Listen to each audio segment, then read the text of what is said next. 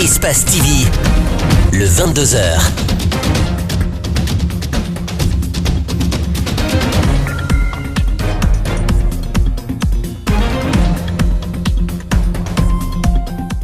Bonsoir à tous. À la une de l'actualité nationale, le ministre de l'Unité nationale et de la citoyenneté s'exprime enfin sur le déguerpissement en cours à Kipé 2.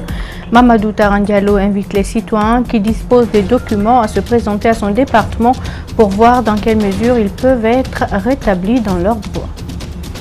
Maître Alfred Matos se considère toujours président de l'UPG. Il a dénoncé et rejeté le congrès qui s'est tenu à son absence et qui a porté Jacques Bonimi à la tête du parti. Vous allez l'entendre dans cette édition. Il compte se battre. Effondrement d'une école au Nigeria, au moins 8 morts et plus de 40 survivants sortis des décombres selon le directeur de l'Agence de gestion des urgences de l'État de Lagos. Bonsoir à tous et bienvenue dans cette édition d'information.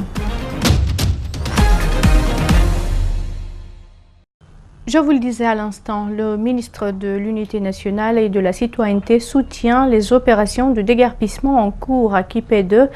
Il s'est prononcé ce jeudi pour la première fois sur le sujet dans une interview exclusive accordée à notre rédaction. Mamadou Taran Diallo invite les citoyens qui disposent des documents à se présenter à son département pour voir dans quelle mesure ils peuvent être rétablis dans leurs droits. Abdourahmane Ba et Aliouba. Si la situation de Kapororaï et de Kipé 2 indigne les activistes des droits de l'homme, le ministre de l'Unité nationale et de la citoyenneté ne dramatise pas pour autant. Pour Mamadou Taran Diallo, cette action entre dans la politique du gouvernement qui vise à récupérer tous les domaines de l'État. Le gouvernement a une politique d'ensemble. Le premier point, c'est qu'il va falloir récupérer tous les domaines de l'État, Kapororaï ou ailleurs, mais dans le strict respect des droits des personnes.